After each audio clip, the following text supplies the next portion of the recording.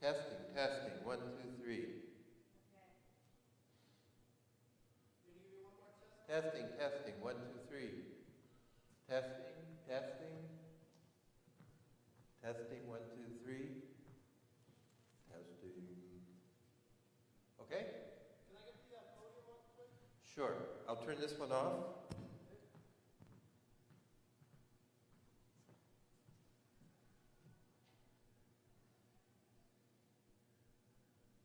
Let's see. On. How do we turn this on?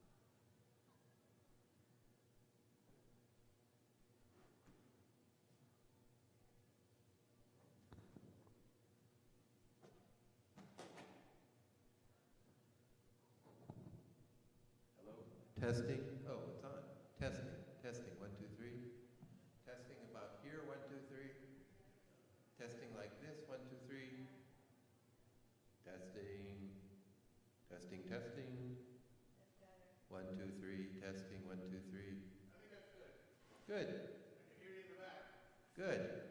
Okay. And I figured that since you're talking about deserts, get the big bottle. It's like watching Lawrence of Arabia. You need a shower by the time you're done. Just curious, because we're on the stage, is there any gaffer's tape or any kind of like duct tape anywhere? We could get some for these Right. chords. Huh? For the because you No, for the clock. Actually, this helps me a lot, but it's very loose and Let's see what I can find. if you can, Dan, thanks.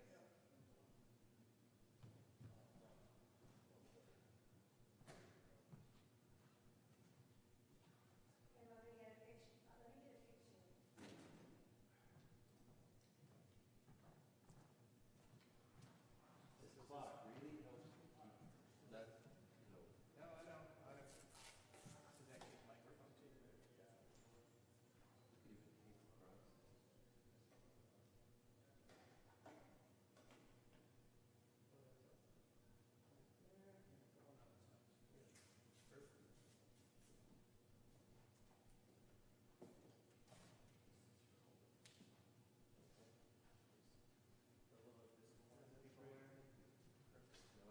Seems good. Sounds good in the booth. Okay, if I say anything outrageous historically, we'll talk later. My expertise is 19th and 20th century France. I study engineers. The people I come closest to knowing are the guys who hauled the obelisk back. Did you say 18th and 19th century? 19th and 20th. 19th, nice. But the Napoleonic era, could we take everything? Yeah, Well, yeah. that was quite a thing. So that's I guess for set? endorse. Oh, yeah, I think so. Okay. I'll get that one then. I'm going to take a minute and keep this, and we can go way back if you want. If you want to greet people, doesn't matter, whatever makes you. Do we want to wait that? Great, Dan. You want to sit back? I'll just sit down here.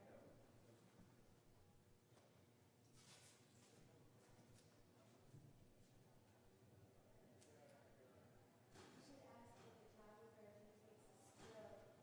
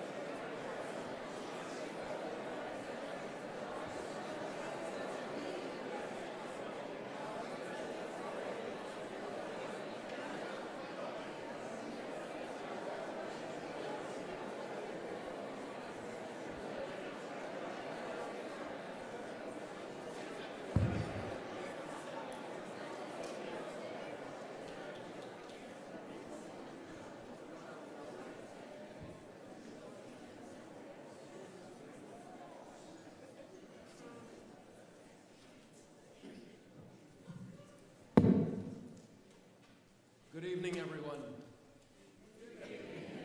Can you hear me all right? All right.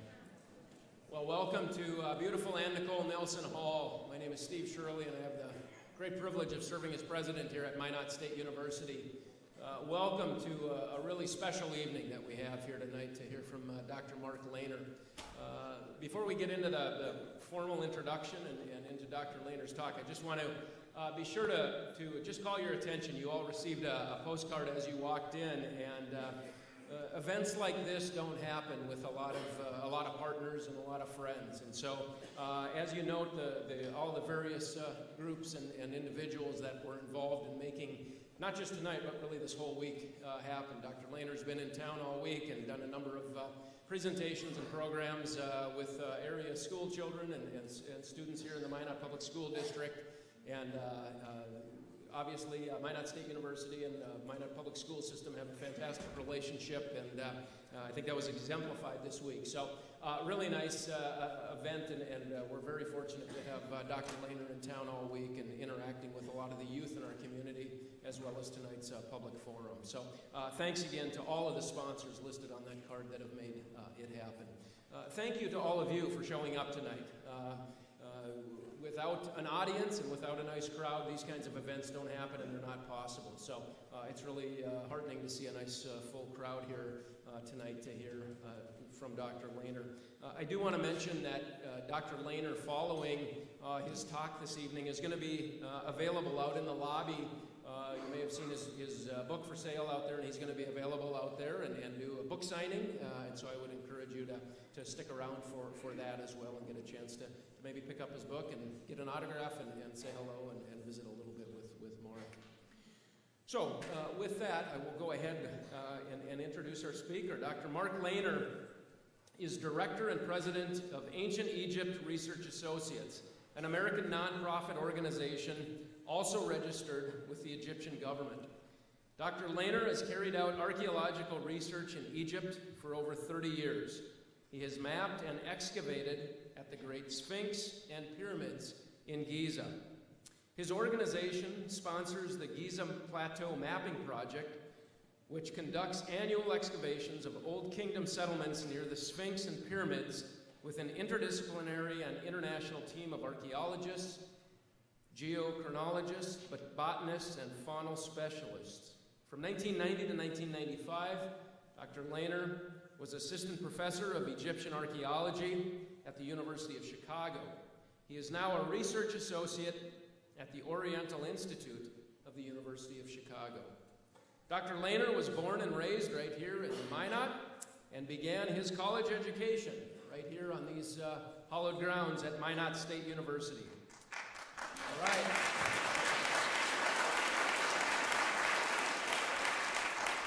It's always fun to welcome back one of our own from Minot and from the Minot Public School System, and one who got their start here at Minot State University. He went to Cairo in 1973 as a year abroad student at the American University in Cairo, where he received his BA in anthropology. He lived in Egypt for 13 years, working for American, Egyptian, British, French, and German archaeological projects. From 1979 until 1983, he was the field director and then director of the Sphinx Project, sponsored by the American Research Center in Egypt. In 1984, Lehner began the Giza Plateau Mapping Project, sponsored by Yale University, where he ultimately received his PhD in Egyptology in 1990. And not to call attention, but this is always a good time to turn off your cell phones as well, so thank you. In 1988, the mapping project began to excavate in search of the settlement and infrastructure that supported the pyramid workforce. The team has discovered a workers' city that includes workshops, storage buildings, bakeries, and a large royal administrative center from the time of the pyramids, approximately 2500 BC. Dr. Lehner has appeared on television in National Geographic's Explorer program and on the PBS Nova series Secrets of Lost Empires on ancient technology, including This Old Pyramid and Obelisk. In 2011, Dr. Lehner appeared in Nova's Riddles of the Sphinx. He is author of The Complete Pyramids, published in 1997 by Thames and Hudson. His work has appeared in articles in National Geographic, Smithsonian Magazine, Discover, and Archaeology. Please help me welcome our very own Dr. Mark Lehner.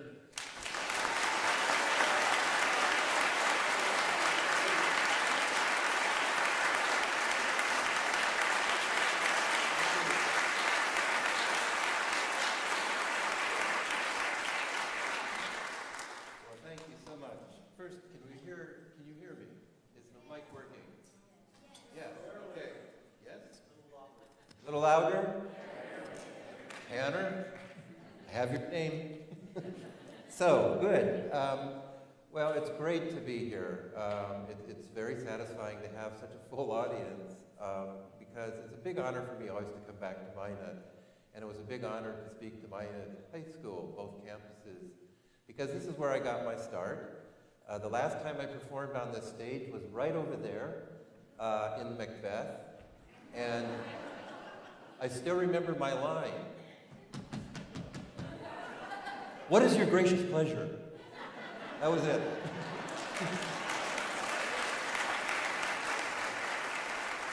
My God, I even remember it was Gary Nesdahl playing Macbeth. This is awesome, and I was the page. So. But anyway, it's great to be here. And before I go on, I'd like to thank Eric Anderson, who helped out with technicalities here, and Dan Ringrose, who's right nearby, Michael Linnell, and certainly Dr. Stephen Shirley for that nice introduction. So with that, I'd like to just also establish my bona fides about being a North Dakotan.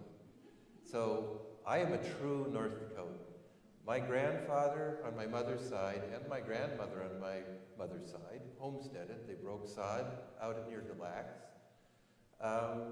My grandfather, in his diary at one point, mentioned walking Main Street in 1910.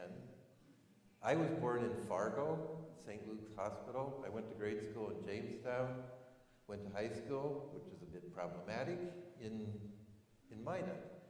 And I, with some miracle, graduated in 1968. And the reason it was problematic and the reason it's a miracle is because my family moved us to California for a while, and then I came back feeling like an outsider. So California, you know, that's where the problems start. Anyway, I know you don't want to hear about North Dakota, because I think you know about North Dakota. And when I spoke last in Minot, it was during the summer at my class reunion, 50th, oh my God. And, you know, I did speak about my personal history in North Dakota and how I went from North Dakota to Egypt, which is about as far away and about as different as you can imagine. So how did I get there? Unfortunately, I'm not going to talk about that tonight. Unfortunately, because I'm, you know, full of myself and I like to. But no, I'm going to talk to you about ancient Egypt and give you a report on what we're doing. You're free to ask questions later about how I got there and so on, but I'd like to convey to you the work that I've been doing. Now, some of you have heard me speak before, and so there will be some review, but there will also be a looking forward to specifically what we want to do next year if I can get to that. Now, although I'm not talking about North Dakota, I did entitle my talk, The Cattle and the Wheat, The Folks That Can't Be Beat, and the Pyramids.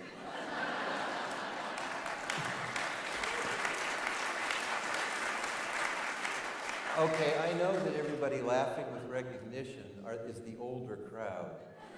The younger crowd doesn't remember. You say hello to North Dakota. You see the cattle and the wheat and the folks that can't be beat. You say hello to North Dakota, and you just... So,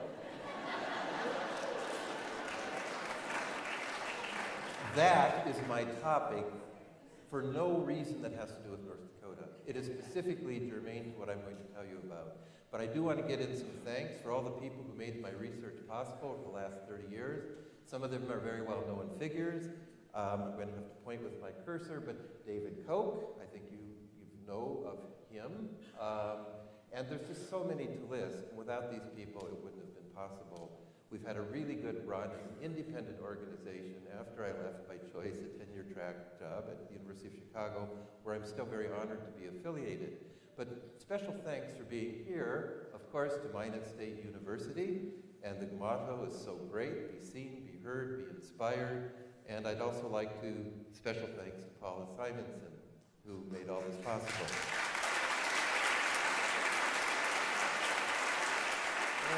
Thank you for that. And I'd also like to thank the Maida Public School Foundation, and especially Jacob Thrakill, the president, and Daniel Rood, the director. So thanks to all of those. And then, it's me who should applaud the next one. The people who specifically made the major contribution that made this last season possible is Dr. Wally Gilbert. He's an amazing individual. He's a Nobel laureate in chemistry. He made major contributions to the study of the human genome, to our genetic makeup. And he is a Nobel laureate, as I said, and he's a professor emeritus at Harvard, and he founded Biogen. Charles Simoni, also, we would not have been able to do the fifth season without him. He developed Microsoft Office at Microsoft. He's not in formal attire. He's actually he's in a cosmonaut's spacesuit because he went up into outer space with his Russian counterparts. Charles is actually, of course, American, but originally came from Hungary. And Dr. Marjorie Fisher and Dr. Janet Richards from the University of Michigan. And many ERA members, please join us, and there's how you can sign up. Okay, let's do a little bit of review. So I work at the Giza pyramids.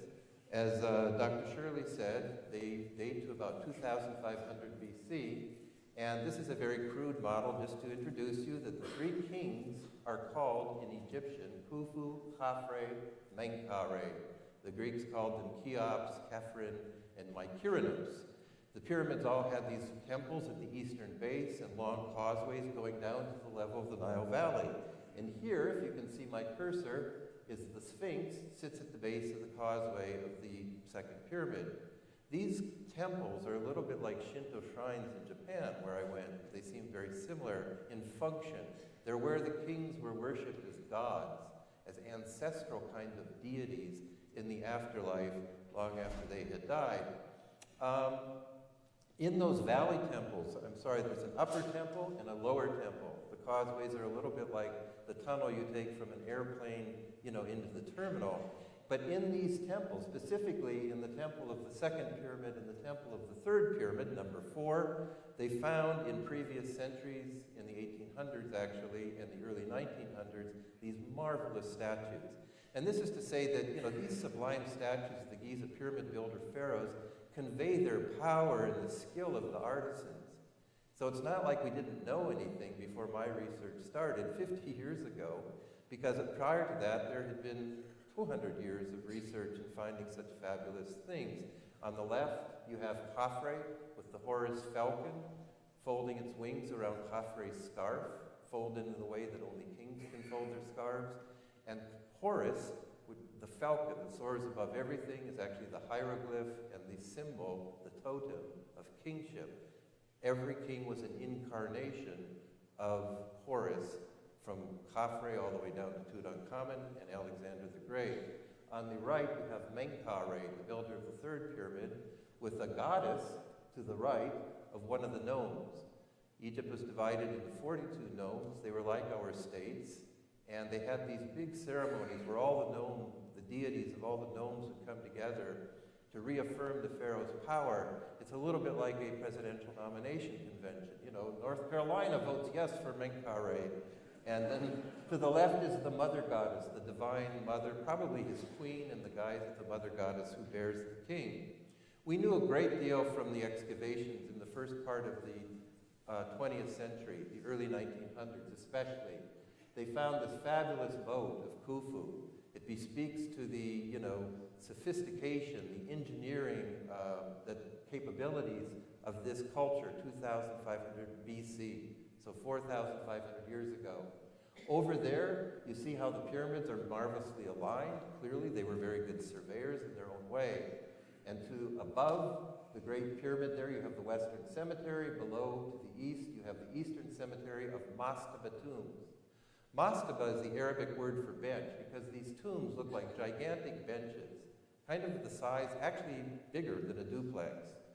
And they have shafts going down to burial chambers, and they have chapels attached to the outsides.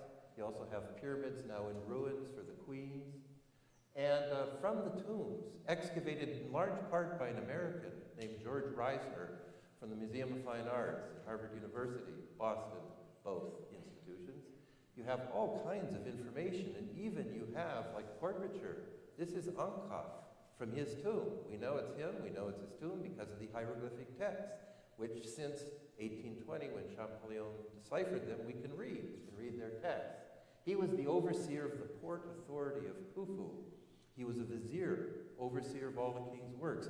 You know, in my title, the cattle and the wheat and the folks that can't be beat, these are high status folks. To the right, you have a woman's skeleton, what remains of her physical remains, a high status woman.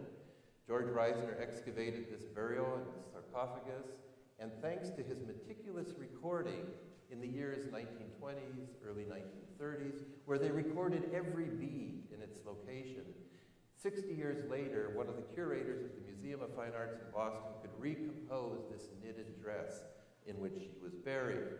So we know a lot, that's my point. But when I started working at the Giza Plateau as a young year abroad student at the American University in Cairo, full of New Age ideas like the Hall of Records and the Lost Continent of Atlantis, bedrock reality wasn't adding up. And I started then asking, well, gee, if the ideas I came here don't work, what's the real story of the Giza Plateau? I will have to say, because I always say it, that the cognitive dissonance that I experienced in what I went, in the ideas I took not panning out, engendered in me a lifelong interest in belief and why people believe and how they believe. But that's not our topic tonight. But it did, this cognitive dissonance, which is kind of, when you believe something, but then something from the real world definitely doesn't agree with it, somehow you have to deal with that. The way I dealt with it was to be catalyzed to try to ask the question, well, what is the real story of the site? And specifically, I was interested in the idea that if there were tens of thousands of people out here building the pyramids, well, where are they? And excavation of the rural cemeteries revealed very little about these broad masses. Were they broad masses? Who were they? Some of my Egyptology teachers at the time were telling me, well, it could have been 20,000, maybe 30,000 people, the size of Minot, well, not quite, when I first came here in 1965, probably then about 35,000. I want to get across, as I did to the high school students earlier today and yesterday, the extreme span of time that we're dealing with here. It's hard to grasp this, even for me. I've been working with this for 46 years. But the Sphinx and pyramids date 1,200 years before Tutankhamun. Egyptologists divide the 3,000 years of ancient Egyptian history into three big periods: the Old Kingdom, the time of the pyramids; the Middle Kingdom, don't worry about it; the New Kingdom, the time of all the pharaohs like Tutankhamun, Hatshepsut, and the great warrior pharaohs. So, that was 4,500 years ago. The Sphinx, the New Kingdom, was something like, that's the golden mask of Tutankhamun, and he was 3,343 years ago. Think, George Washington died 220 years ago. So we're talking about a long time. I told the high school students, there was a time before iPhones. And so we're dealing with long periods of time here. So this cognitive dissonance, and when I was mapping the Sphinx, I'm not going to talk about my work at the Sphinx, but the Sphinx was a key that led to a wider understanding of the whole Giza Plateau. Especially now, I'm kind of jumping over decades because I graduated from American University in Cairo. I started a project with something called the American Research Center in Egypt, ARCE. It's a consortium of all the major universities and museums that do work in Egypt, like the University of Chicago, Harvard University, the Metropolitan Museum, probably the University of Minnesota. And when I was working with them, I worked for, as Dr. Shirley said, all these different missions: German, French, English, Egyptian. So I had a lot of experience throughout Egypt. And then I went to Yale in 1985-86, and I took a lot of anthropology courses. And that's where I learned that scholars, archaeologists, were asking big questions. And that's where I learned that it was really about this period, 2,500 BC, that the world, according to archaeology worldwide, saw the first cities. Now, they actually started in Mesopotamia, in Iraq and Iran and North Syria about 3,000 BC. But this was the half millennium, 500 years, when for the first time in the planet, cities started appearing. We need to pay attention in many ways to what's happening in China. I say that after being there twice, but in fact, they may have had cities even a little earlier in China. But I was wondering, if this is Earth's first cities, so where was the city of the pyramid builders? If my teachers were right, that they were 20 or 30,000 people, where are they? And I realized at that point that I had to turn my back to the pyramids to understand them. Why? Everybody's so focused on the pyramids and the big void and on other passages, and does it really date to Atlantis, and so on. But to really understand any place, whether it's Minot or Giza or the Great Pyramid, you have to understand the people. What sustains them? You know, what are they? Do they farm? Do they manufacture? Do they innovate? You know, and so those were the questions I started asking, because I was learning that estimates for the number of people required for building these pyramids range into the tens of thousands, and this is about the size of the world's first cities. In Mesopotamia, if you had a city of 35,000 people, Minot would have been a super city at that time. Then you get into the hundreds of thousands when you get, you know, into the periods of Rome and so on. But I was saying, so where are all the people? Where is their settlement? What would it tell us about their lives? How were they organized? And by gathering all these people together in one place and feeding them and supporting them like a military expedition, how did that help put Egypt in a new gyroscopic spin? How did the pyramids actually build Egypt? So, how do you look for a lost city? Where could we find their homes, their workshops, their corrals, bakeries, and harbors? Well, it's known in good classic archaeological theory, method, that the first thing you do is you map the evidence. And the evidence here would be the landscape itself, because the landscape tells the story of how they built. You see the quarries there, my cursor there, they took a big bite out of the plateau, and then they piled it up in the form of the pyramid. There are very fancy names for this, like geoarchaeology, the combination of geology and archaeology, spatial analysis, landscape analysis. But I was just coming from my practical experience, like building fences and such like, digging a well with my grandfather on the farm in Burlington. You dig, you make a big pile, you need dig a big hole. And so basically, the ramp has to go from the hole to the pile, and then we should look for infrastructure out there in that wadi, which is a valley, an arroyo, and out there to the south. It says HEG site. That's what I also call the Lost City site. HEG stands for Arabic, Hayt el-Garab. That long wall there is called the Wall of the Crow. It's 200 meters long. After we excavated it, we know it's 10 meters tall. I'm sorry, I think metric, so 30 feet tall and 600 feet long. If it were anywhere in North Dakota, they'd build a national park around it, but then, you know. So we mapped the evidence. The landscape tells a story. And so we began by mapping with the Giza Plateau Mapping Project. We wanted to look at the human disturbance on a geological scale. So I brought David Goodman, senior surveyor and civil engineers from Caltrans, and we put in what surveyors call second-order control. It's a survey network control, so we could actually locate ourselves to a centimeter anywhere on the plateau. And I don't know how well you can see it, but for the first time we captured the contours of the plateau. So you can see where the holes and the piles, and you know, see where they scarred up the plateau, and did this landscape architectural project. We found the lost city, really, between 1999 and 2004. We did a model that predicted the settlement should be out there to the south-southeast, because the quarries are out there to the south-southeast. For example, I don't know if you can see my cursor, but all of this is the big hole for this pile of the Great Pyramid. And if the quarries are out there to the south-southeast, it makes sense that infrastructure should be a little further beyond in that direction. And the whole plateau slopes down to about 6 degrees to this direction. So if you want to get anything up into the plateau, you have to come in where they have built this new plaza here in front of the Sphinx.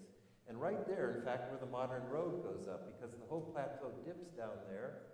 And if you want to build pyramids, you've got to get material from outside Giza in that doorway, in that gateway. And to the south of it, you have the Wall of the Crow. And then beyond, to the south, in fact, we were finding, it was very satisfying to predict, the lost city should be out there, and to actually go find it. So this is what we found. This is the footprint. Because I've lectured about, step by step how we found it before, and I don't want to take all the time to do that, but just to give an overview. We didn't expect to find these big blocks of galleries. Off the end of the wall of the Crow, attached, we have these 4 big blocks of long corridors. They look like hotel corridors. Nobody had ever seen anything like this. One of my professors and teachers was Barry Kemp, who is a foremost specialist on ancient Egyptian settlements in Egyptian archaeology. He was Cambridge, English. I walked him all around, and I said, Barry, what do you think this is? Because we hadn't seen anything like it. And he said, through his big beard with his lack of an American accent, he said, looks alien. So, well, that wasn't very helpful. And then a graduate student said, maybe these are ancient bowling alleys. And, well, she's not working with us anymore, but... So we had these long galleries, what the heck are those? And they were surrounded by things that were clearly bakeries. Then there was a little eastern town. It's almost like a little settlement outside of Fort Lincoln, You have this big implantation, and you have this little village-like eastern town of small houses and courtyards. And then there was a western town. It just looks like a maze of spaghetti to you, I know. But within that, we found these very large houses that I hope to talk about in just a second. And then way here to the southeast, mostly buried under the soccer field, was the Royal Administrative Building, this very large building that looked definitely royal. So we found evidence of bread and meat consumption that suggested thousands of consumers. And we were saying, well, where are all the consumers in these big empty galleries? There are little houses, if you see my cursor, little tiny houses, see, in the backs of the galleries? But mostly the front ends were empty, and we only had about 20, 25 of those little tiny hut-like houses. So we came up with the barracks hypothesis. These are the barracks for the workers who were building the pyramids, or maybe the military force that was controlling the workers who built the pyramids. But you should rightly ask, how could we possibly know lots of people had been consuming tons of bread and meat? Well, when we dig dirt, we sieve. And I don't know if you can see in this montage, it's just a pain in the neck, it really is. But this is what you got to do to save information. Because when you sieve, you can pick out animal bones, you can pick out the finest pottery, little pieces of flint tools, but for every single different type of material, you have to fill out a little form for the package that goes up to our lab in the storeroom. Most projects do this, most good archaeological projects. But partly because the director of this project suffers from a compulsion neurosis, we go even further. And after the gravel, you see in the sieve, the gravel, then we take it and we put it in bags and we make the workers carry it way across the site to where there's running water, and we wash it. Because once we were washing the dirt and the gravel that remained, there was so much information in it that I just couldn't bring myself to throw it away. So we're a little bit unusual in saving all this gravel. But in this gravel, we have microfauna. You see there to the left. Microfauna, tiny little bones of birds and fish. Well, Egypt was a flyway, and we can actually see seasonality when the geese and the ducks, no chickens, were migrating. Chickens don't migrate anyway. But anyway, we can compare it to tomb scenes where they show themselves splaying and cutting and dressing fish. Over there to the right, there's a microlithic, a little piece of a flint tool. Possibly it could be a knife, part of a knife, that they were using to cut and dress the fish.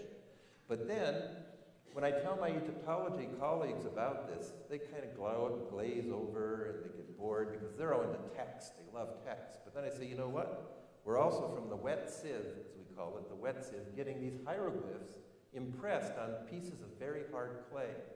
Now these are sealings. They were made by seals.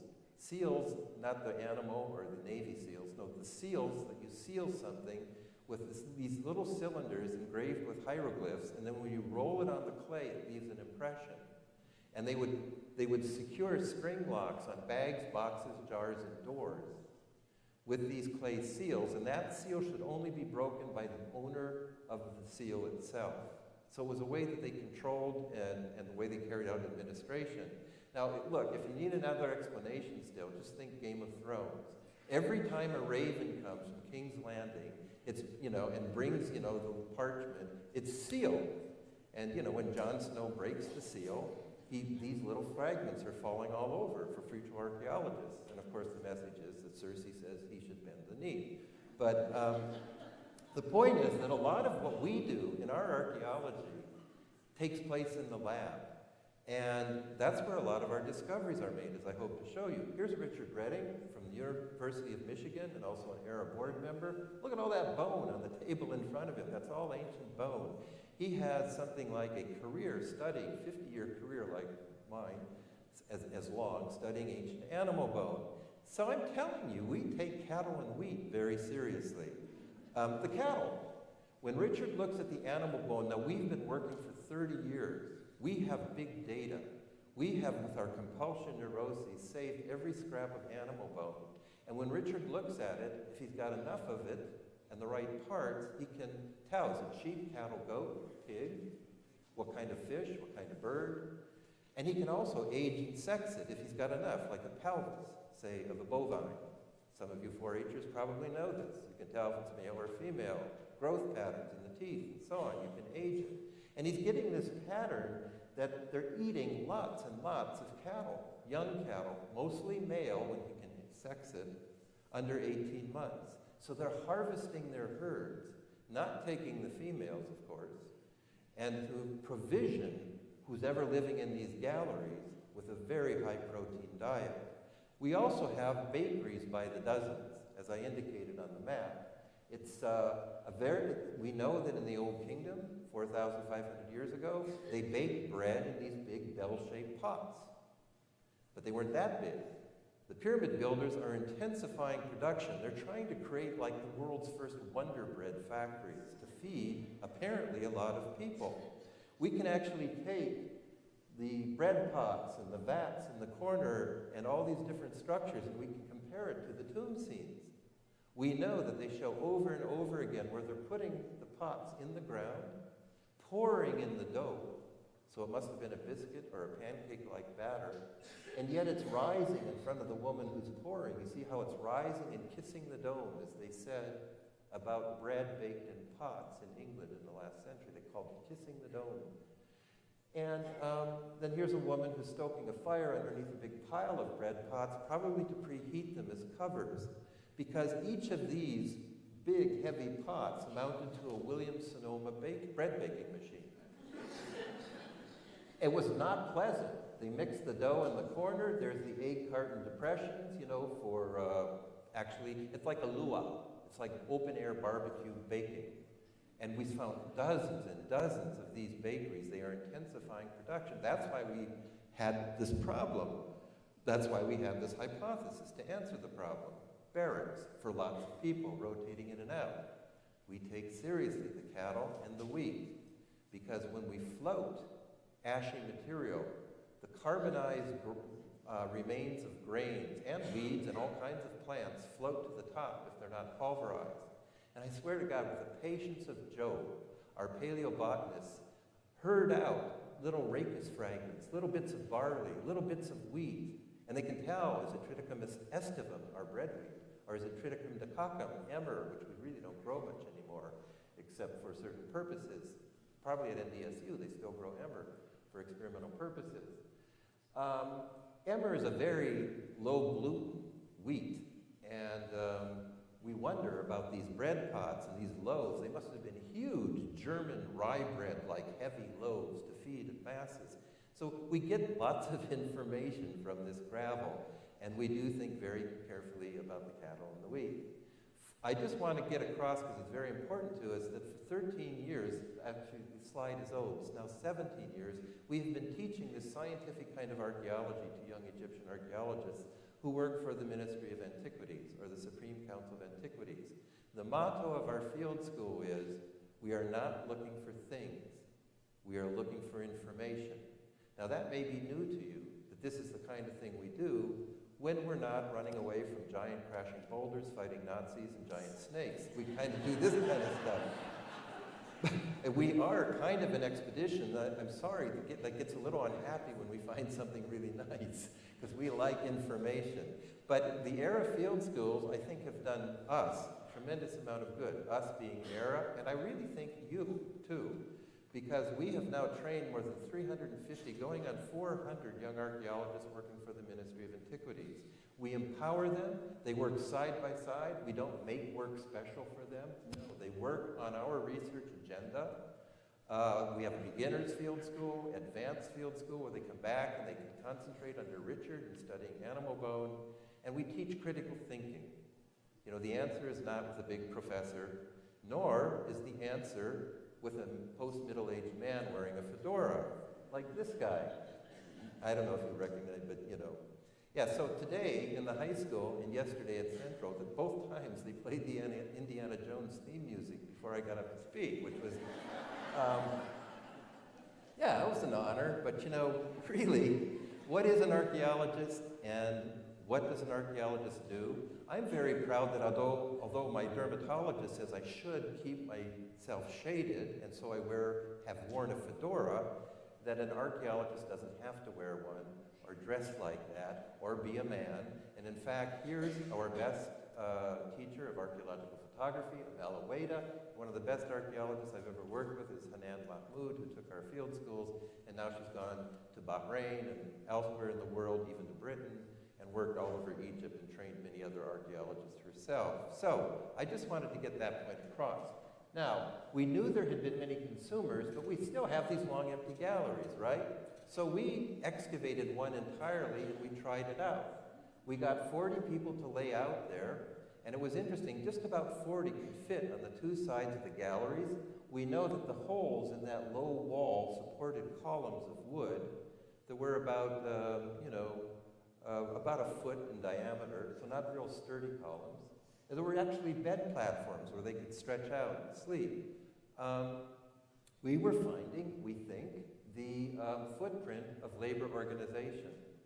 And then specifically, we thought we were finding a unit, kind of like an army unit or a labor unit that we knew from hieroglyphic text. We were finding a za. It's an Egyptian word. Unfortunately, makes it harder, this is a foreign culture with a different language. The za was their word for a group of workers, probably men, probably young men, actually. The hieroglyph was a cattle hobble. Now, many people don't know, if they're urbanites, what a cattle hobble is, but you tie the loop, each loop goes around the leg of a calf or an animal, so that they can all move together. It's kind of Orwellian, isn't it? I mean, because it's also the word for protection. But so it's kind of like this. You see, there's a za as a hobble. This is a za as a unit of a workforce. We think that we had 40 people to a za. We know that from the text, and 40 could fit into one of our galleries. And they were probably young recruits. Throughout time, barracks have been for men, young men, until recently, for the most part, not entirely. And we also find the gang graffiti, which is part of how we know about this organization. For example, on the temple of the third pyramid at Giza, when George Reisner excavated it, he found this graffiti of the workers that included 5 different names for the Za'u, that's plural. There's the Great Za, the Port Za, the Green or Fresh, the Little Za, and the Last Za. So apparently when you joined the Royal Project, you were assigned to one of these Za.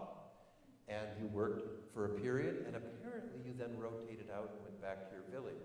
Probably after you'd been through this Cecil B. DeMille epic. Very different. So you see, how did the pyramids build Egypt? The graffiti looks like this. And on one side of the temple, George Reisner found only graffiti saying, the Friends of Menkaure Gang, and then such and such za. And on the other side of the temple, he found the Drunkards of Menkaure Gang. So I mean, it sounds a little like a fraternity, and maybe not too bad. And then there was a marker, like South Dakota, North Dakota, Oregon, kind of like, in the Revolution, the Green Mountain Boys, Vermont, and so on. One of the first questions I had when I presented this to school kids, in fact, the very first time I did, when we came up with this hypothesis, the young man in the front row said, "Excuse me, Professor Lehner, how did they go to the bathroom?" And I was like, oh my gosh, look how they're lying. That's a good, any other questions? Anybody? But one idea, and it's just, we're considering it somewhat seriously, is if they did have to do that in the middle of the night, and they're all sleeping like this, chamber pots. like on my grandfather's farm. My mother had to empty them every morning. And they're always carinated, you know? I was just looking at chamber pots today in the antique store on Main Street. And it's an idea. In the backs of the galleries, we have lots of these bread molds. So it's apparent that each gallery is kind of baking and cooking for itself. And Richard Redding says the galleries are very goaty. Goat, a lot of goat. So not real high status meat, but still a lot of good goat meat. The galleries have such thick walls. They're only 4.6 meters wide. Just think yards when I say meters. 4.6 yards wide, but the walls are 1.6 meters wide. So why such thick walls? We had professional architects look at this and say, well, they're probably supporting double springing arches. And so basically each gallery, we think, was nearly as tall, according to our architectural consultants, as an American Great Plains barn, but a third of a football field long. So stretched way out. This is my own grandfather's barn on the farm in Burlington, where my cousins Susan Davy and Tom DeLowery now reside. This is the barn before it burned down. They didn't burn it down. It was but so this is a point that I want to get across. This was a precociously modern institutional building for pulsing people. This is an institution for pulsing people, Minot State University. A hospital is an institution for pulsing people. In normal, regular buildings like houses, the inhabitants occupy the deep spaces and visitors come to the parlor or the living room, right? But in an institutional building for pulsing people, the visitors who come and go occupy the deep spaces. And those in control control the circulatory corridors and so on, like the counselors and principals and teachers in a high school. A high school is a building for pulsing people. So is a hotel, a hospital, a prison, a barracks. Now, it's been said that such institutional buildings only arose in history somewhere in the 12th, 13th century, maybe 14th century AD. Cathedrals were developed into the first hospitals. And the people who control the institutional buildings live normally in normal houses and compounds elsewhere. But this is a precociously modern example. Precocious, as in a child who's very gifted at math at a very early age. Precocious. This is kind of a first in history, and I think this is one of the most significant things about our finding that I am trying to convey to my colleagues and argue. The gallery complex was a precocious, incipient form of an institutional building for pulsing people, like our hotels, hospitals, barracks, and schools. In a way, a very ancient ancestor of Minot High School or Minot State University. As I told the students, there was a time before iPhones. There was a time before cities, actually, in the human career, and it was most of Homo sapiens' time on the planet.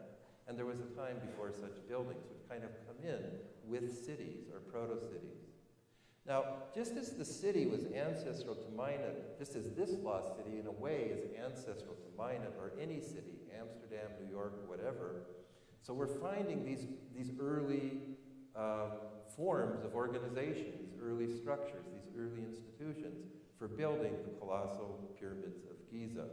Now, in the lab, I just want to convey a little more evidence that we had about the nature of this institutional building. When we looked at the charcoal, our specialist in charcoal, Rainer Gerisch, found olive wood. Until we found this, it was thought that olive wasn't grown in Egypt until the Ptolemaic period, the Greco-Roman period, some 2,000 and several hundred years later. But we were finding olive. Then we also found the oldest olive pit in Egypt. And this is what it looks like. At the same time, we were finding this pottery, which didn't look Egyptian at all. But it looked like the kind of pottery people were making at that time, 4,500 years ago, in what is now Israel, Palestine, Jordan, Syria, Lebanon, the Levant. And it's called combed ware, and it's generally thought that that's where most of the olive was being produced, and that this combed ware, these amphora, as they're called, with the big handles, were basically the shipping containers at their time for bringing in olive oil. So this is the oldest combed ware found in a settlement anywhere in Egypt. The combed ware jars that are complete are found in the big tombs. When we started plotting where we're finding the olive pits and the olive wood and the charcoal and the combed ware, probably olive containers, it's all through the workers' community. Now, Dr. Shirley said in his introduction, we're finding a workers' city. And even I have referred to what we're finding as the workers' town. But we now think that's probably not a good, complete understanding. It's something more than that, because why would workers be having luxury items like olive oil? Then, when I went with Rainer Gerich's, the botanist's, identification of charcoal, he found cedar and oak and pine that only grows outside of Egypt, cedar only in Lebanon, all throughout all those dots, just take my word for it, the slide is kind of washed out, all throughout this so-called workers' town. Then we were also finding lots of granite. The granite they used in the pyramids and the temples, and it was used to case much of the third pyramid at Giza, but granite comes from 600 miles to the south, from Aswan, the southern border of Egypt. Cedar comes from 600 kilometers, or about 358 miles to the north, at Byblos in the Levant. All of this must be coming right into Giza, right into the lost city site that we were excavating. So all this material is coming in from Lebanon, from Nubia, and probably from Africa, from the Red Sea, and from the Western Desert. And that's why we began to think of a port city of the pyramids. This is not just a workers' town. This is probably the major port of its time.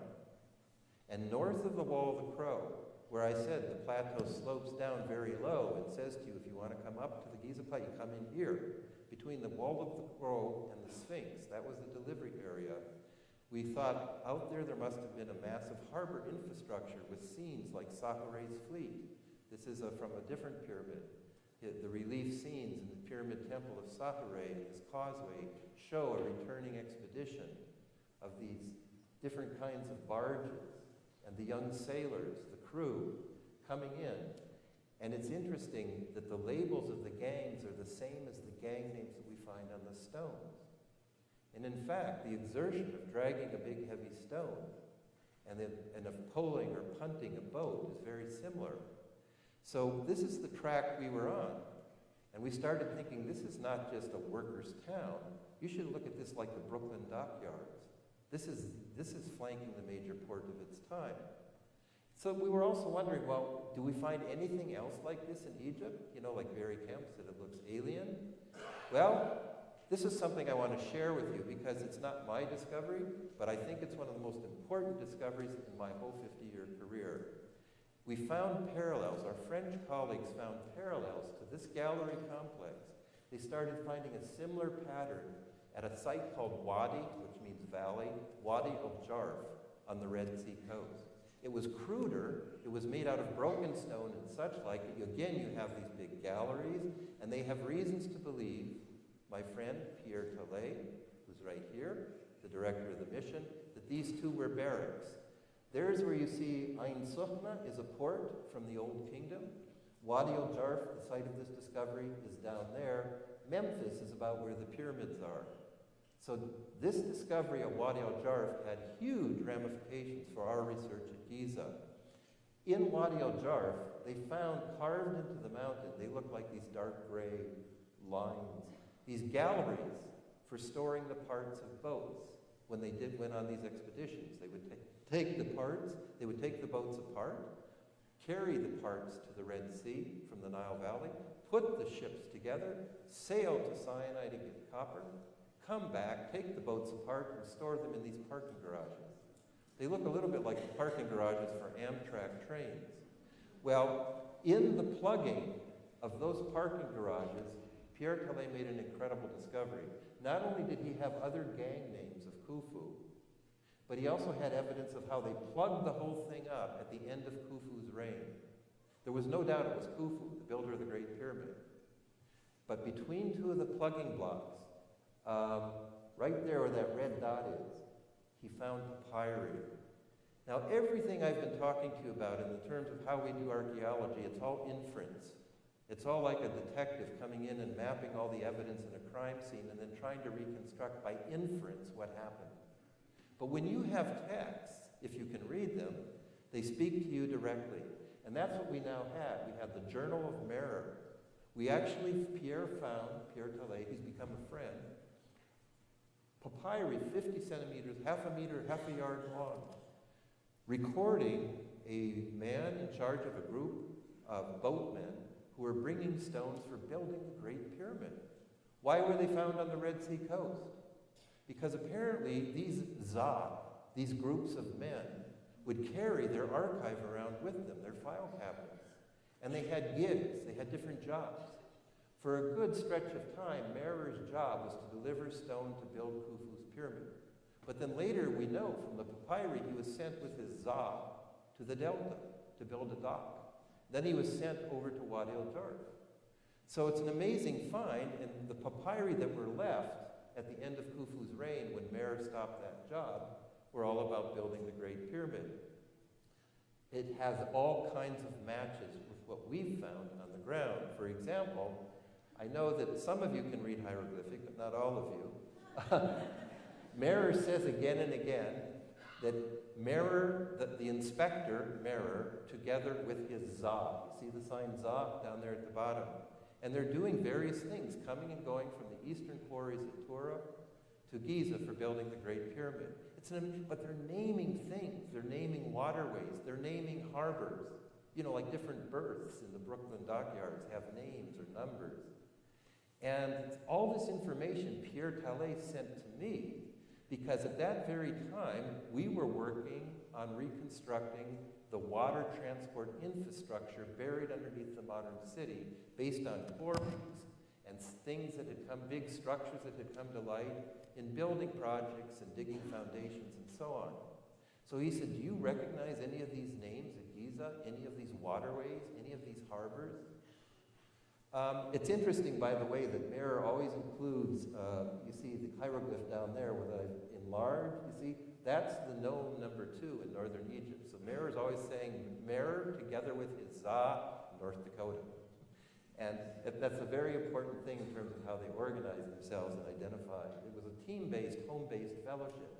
Anyway, right next there, he talks, and you have to take my word for it, that they're put to work by Ankaf, whose bust I showed earlier, building the dike of Khufu.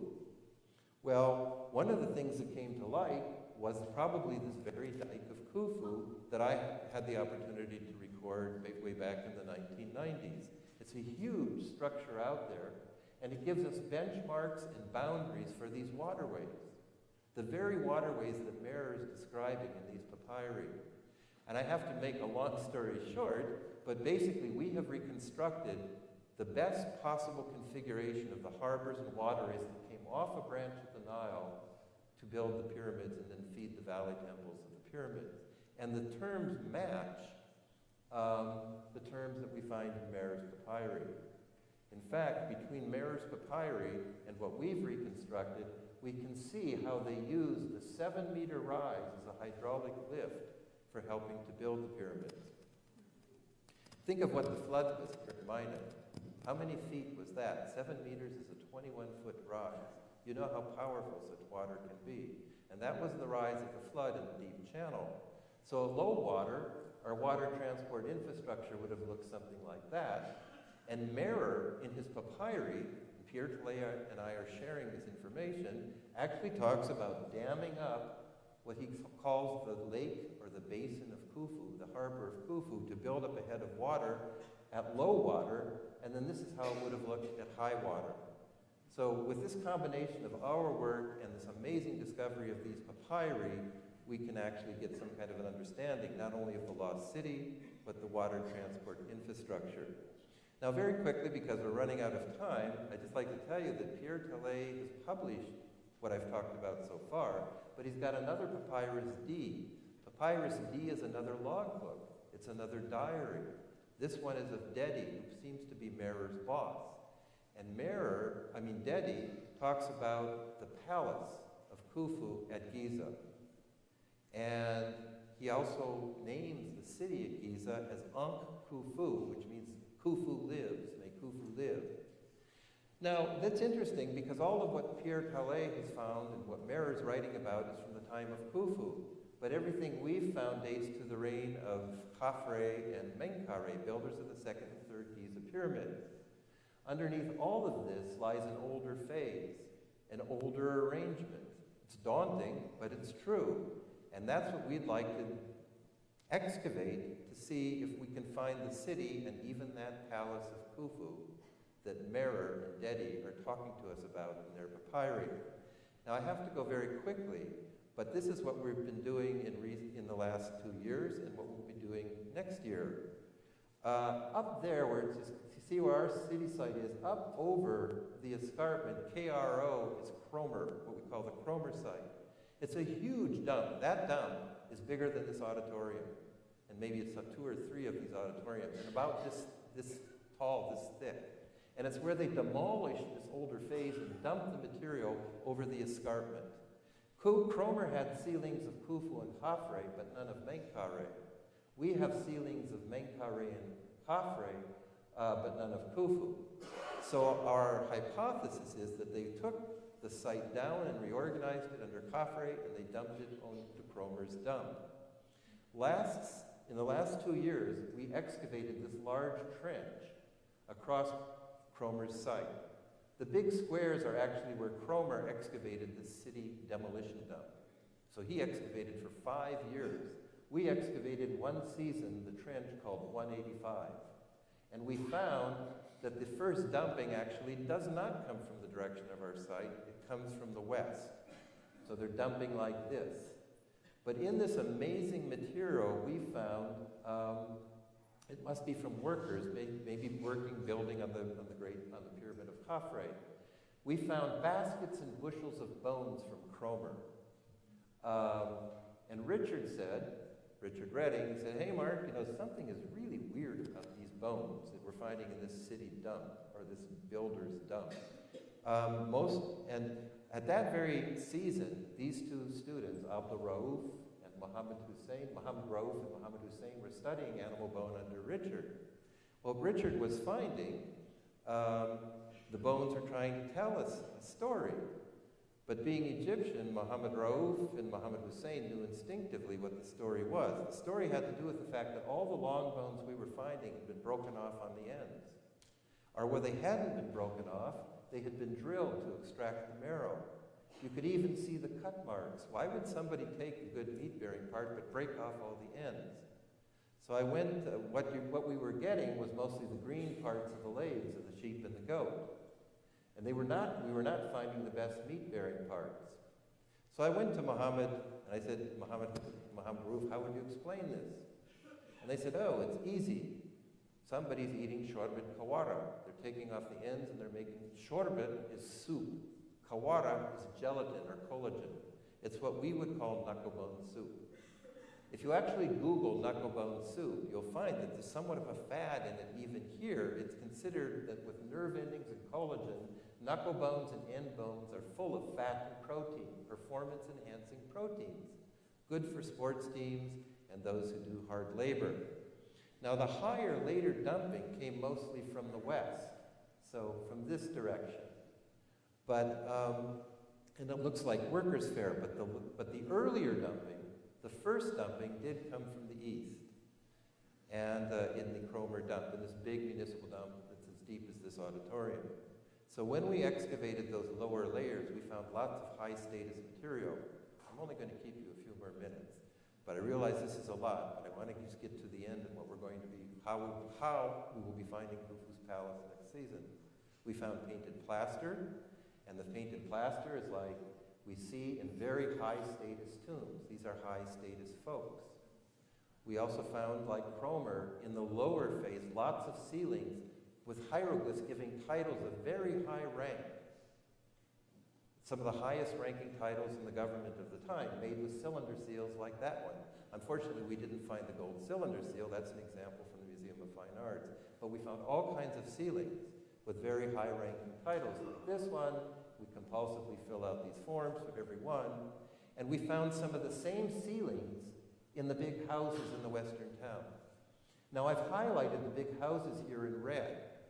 And I just want to give you we also found one of those houses of high-ranking officials in what we call the OK Corral, down there called SWI to the south. In between these houses, we found the dumps. One of them was called Pottery Mound and had more than 1,000 of these high-ranking ceilings, some of the same titles as we were finding in Cromer's dump. It's just very quickly, it's hugely compulsive, neurosis again. John Nolan and Ali Witzel, they take these little fragments, they put them together. Every one of those lines is a different fragment. They've put together the original pattern of 12 different ceilings, and they have reconstructed some of the highest ranking titles in the land, including titles associated with a palace and the office of the vizier. So you have overseer of scribes of the tutors of the royal children, for example. It looks like a palace is nearby. John said, in fact, it's not just a palace, it's a royal school for teaching people to read and write, for educating scribes. Now, in the houses that I've outlined in red, we continuously find a room like this, a center room with pilasters that define a niche in the southern end. And it's been speculated by other Egyptologists where they find these houses elsewhere that you see the pilaster niche is where the proprietor, the big official, sat. It's like an office. You know, when you go see the principal, there's an office. The principal has a desk, or the head of your department. This is what we think is an official residence or a residential office. So I just want to give you a quick look at one of them we found in SWI. We found what we think is a cattle corral at the far southern end of the site, labeled SWI, Standing Wall Island, because we found the wall standing so high. We definitely think it has the pattern of corrals that we see in ancient Egyptian art, hieroglyphs, but within one corner of that corral, in a site that we called Lagoon 1, we found a house. We think it's the house of the proprietor, and it has one of these rooms, one of the pilaster niche. You see where all the red fragments are? That's the fallen frame of the niche where the proprietor would hold office, we think. So that's the fallen molding from the pilaster, and this frame that would enframe an official, almost like every official had his own little frame and throne. Now, I'm really almost done here, but to tell you what we're going to do next. We actually found the furniture supports from possibly his chair, or her chair, right there in the niche. Kind of toppled about a little bit, but just like you see the furniture supports underneath the bed of this high official named Mereruka. So the legs, they always put them in stone supports to keep them up away from the ground, away from termites and such like. So this is kind of a 3D model of the house with the audience hall. But here's our reconstruction of a supplicant, somebody, an employee, coming in to meet the high official who's sitting there in his niche conducting office. And since we have reconstructed that this is the office, the central room of an official residence, other such houses have been found, even from periods of the Old Kingdom, just before the time of the Giza pyramids. So this is all pretty certain for Egyptologists. What we have here is a house-based administration, and I'm coming to the end now. Think Game of Thrones. The early societies, and in much of the pre-modern world, were modeled rather like feudal society in the Middle Ages, in medieval times. So like in Game of Thrones, you have the House of Stark, but the House of Mormont is, subservient to the House of Stark. There's that lovely little lord of the House of Mormont, but she has acknowledged, Jon Snow as the king of the north. So you have this kind of household model of organization. It seems to be how they're arranging themselves on the so-called workers' town, or port city of the pyramids. And the houses seem to be custom houses at the end of what we think is a back bay, a back delivery area of the waterways and harbor system. So we have, see now I'm coming full circle, even though I'm going about 5 or 6 minutes over. We have the cattle, we have the wheat going into the Royal Administrative Building because it's got many silos for wheat storage. And then we have the folks that can't be beat. Okay. Now I kind of actually mean it because these folks probably, unless they go go contrary to Jon Snow or Cersei, or the king or queen, they really cannot be beat, like other folks probably could. And by the way, it's not the common folks who are being disciplined in all these tomb scenes. It's the overseers of the estates and the overseers of the towns who are being brought in and beaten if they haven't been honest in the accounts due to the royal house or the lord above them. So finally, Among the other high-status things we found in this huge municipal dump, and I'm not exaggerating, it's as big as this auditorium, we could be digging there for the rest of our lives, we started finding ceilings, you have to take my word for it, that mention the palace. The word is actually Za, the chosen Philae. So it's kind of like the Philae of Philes. I'm sorry, Greek Za, it's the Za of Zas. The Greeks translated Za as Philae, which was their word for tribe. I wrote that in an earlier slide. I'm not sure if you got it. But this is an image of a palace hunt of a later pharaoh of the Old Kingdom, Pepi II. He's hunting hippopotami. And the Setepza, the entourage, the palace is going with him. It's like the bannerman of Jon Snow, and his royal military force. So this is what we think may lie out there for us to find in the older phase, because specifically, we think that early palace-like dumping comes from the soccer field and from that royal administrative building, which could be a palace in both phases. We don't know because it's under the soccer field. Did it come from the older phases of the royal administrative building, which I've highlighted in red? Well, only in the last several weeks have the Egyptian authorities made the decision to lock the door to the soccer field as part of a reorganization of the Giza Plateau. They've made for the community, and you see the community's pressing right up, a new soccer field where the sports teams can play. So the sports teams in the youth league in the nearby suburb of Cairo are very happy. And so everybody's happy, but word is that as part of our work and training programs in the lost city of the pyramids, we will now be able to move the soccer field and find what could be the palace of Khufu mentioned in the papyrus of Dedi.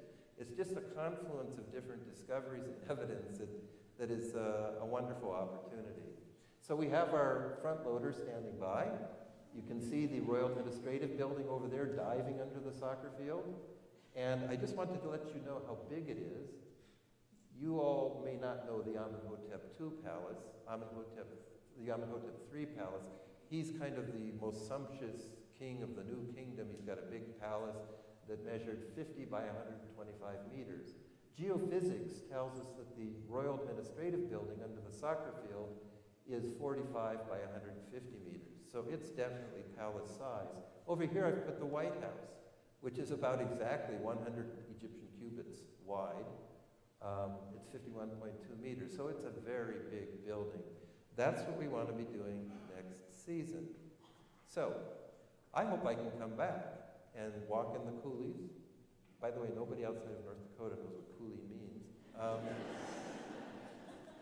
And update you all. You've been very patient. I'm sorry I went a little long, but these are just some of the highlights of our work. So stay tuned.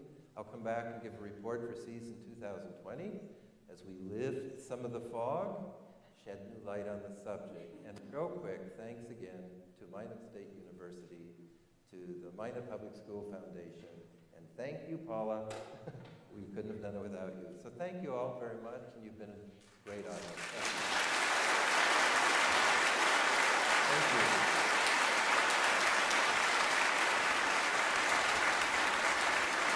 Oh, thank you.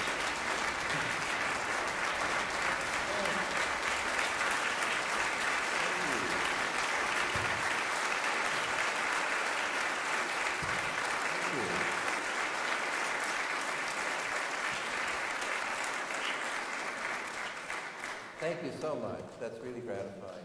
I'm not the master of ceremonies, and I think many people might probably have to leave. Anybody who wants to stay for another 5 minutes or so, I can answer questions if you have any. If that's okay with the timing of the auditorium and so on. I tell you what, since we have a book signing and we can gather outside, and if you have any questions, we'll take it outside.